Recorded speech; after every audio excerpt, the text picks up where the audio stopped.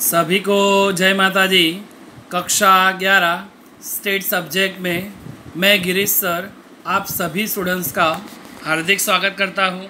आज हम chapter number 5 में सेकंड मेथड का अध्ययन करेंगे। हमने फर्स्ट मेथड के अंदर काल पियर्सन की पद्धति से विषमता और विषमतांक देखा। उसके दो काल पियर्सन के अंदर भी पेटा मेथड दो है। एक भूयिष्ठक की सूचना हो तब, बहुभुयिष्ठक की सूचना हो तब, या असमान वर्ग हो तब। बराबर, एक भूयिष्ठक की सूचना हो, इसका अर्थ था, मैंने समझाया था कि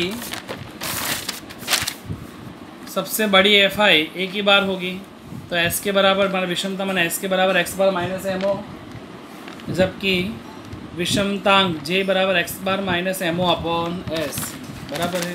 तो इस प्रकार से देखा था हमने। आगे बहुभुयिष्ठ की सूचना हो या असमान वर्ग हो तो मैंने सिखाया था विषमता एस के बराबर 3x बार माइनस एम, जबकि विषमतांक जे बराबर 3x बार माइनस एम अपॉन एस।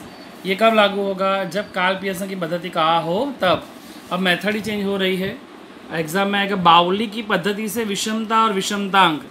विषमता का मीनिंग होता है इसके, और विषमतांक माने क्या निकालना है हमें जे। माने बाउली की पद्धति से विषमता और विषमतांक का सूत्र बहुत सरल है, बराबर है।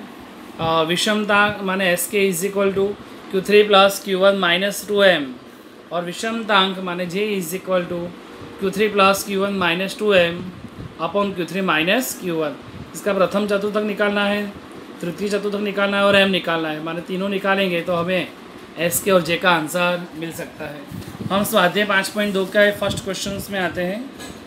एक जिमखाना में कसरत करते अलग अलग युवकों की आयु की निम्नलिखित आवृत्ति वितरण से बाउली की पद्धति द्वारा विषमतांक की गणना करके उसका प्रकार बताओ। विषमतांक कौन सी पद्धति से कहा है उन्होंने? बाउली की पद्धति।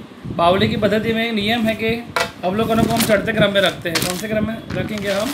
चढ़ते क्रम में। अवलोकनों को चढ़ते क्रम में रखने के बाद ही हम आगे क्वेश्चन की शुरुआत करेंगे। हम आते हैं आंसर 5.2 सवाल नंबर फर्स्ट, बराबर है। चलो फर्स्ट ऑफ ऑल यहाँ देखा जाए तो 25 एक्स, ये हमें आज जो दी है क्वेश्चन, आज एक्स आई एफ आई वाला सवाल देखेंगे हम। एक्स आई और एफ आई। एक्स आई में देखो पहले 25 बड़ी है, फिर 17 छोटी, फिर 20 बड़ी, फिर 18 छोटी, फिर 26 बड़े, फिर 22 छोटे, 28 बड़े, 23 छोटे। ऐसा तो नहीं चले, हमें सबसे छोटी आवृत्ति देखेंगे। सबसे छोटी कौन सी है? पहले 17 सब में 17 और उसके सामने वाला 4 जोड़ कर लेंगे हम, तो लिखेंगे एक्स आई में 17 और उसके सामने है 4। 17 से बड़े क्या है?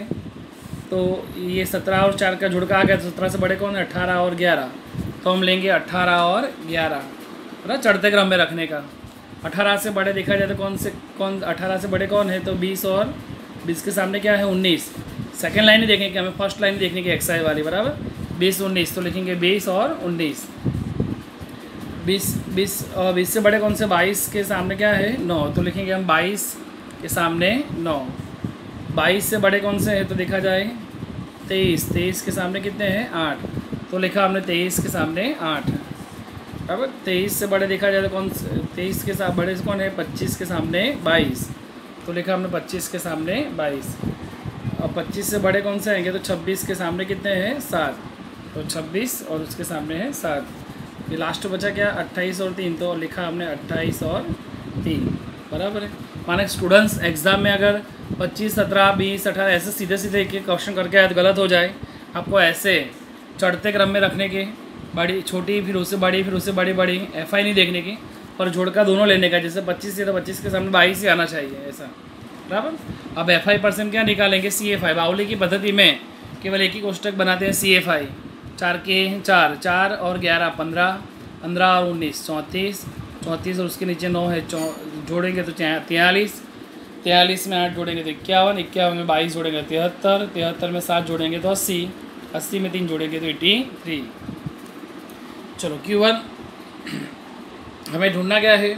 बाउली की पद्धति से विषमतांक माने J, जिसका सूत्र है J is equal to Q3 plus Q1 minus 2m upon Q3 minus Q1। तो Q3 निकालना है, Q1 निकाला और m, तो सबसे पहले हम Q1 निकालेंगे, जिसका सूत्र था हमने आगे वाले चैप्टर में सिखाया हुआ था, पिछले चैप्टर में, कि n+1 अपॉन 4वे अवलोकन का मूल्य।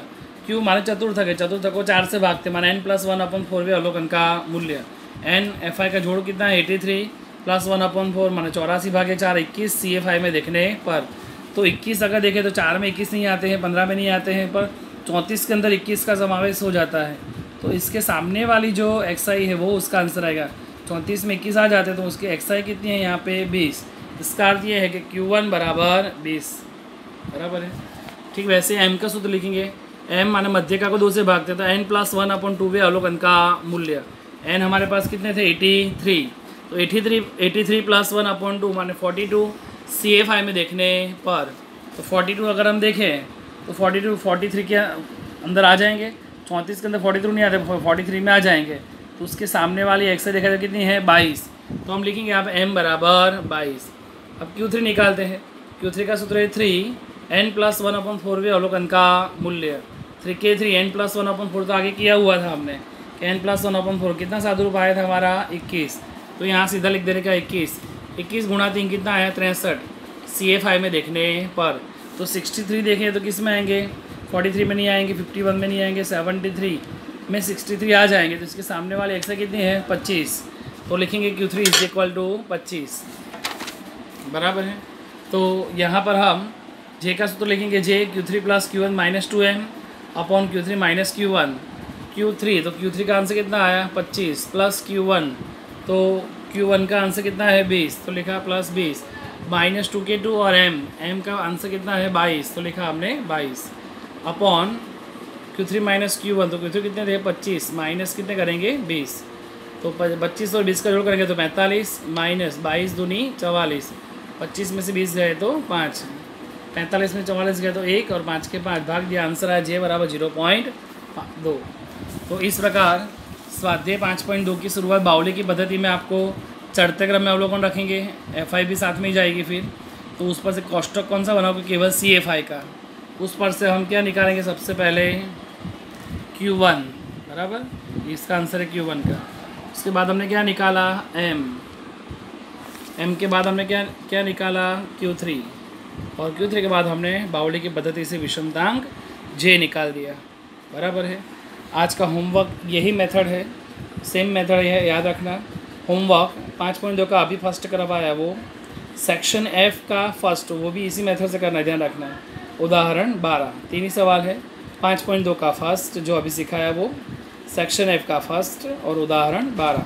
सभी स्टूडेंट्स को जय माता दी बेटा, थैंक यू।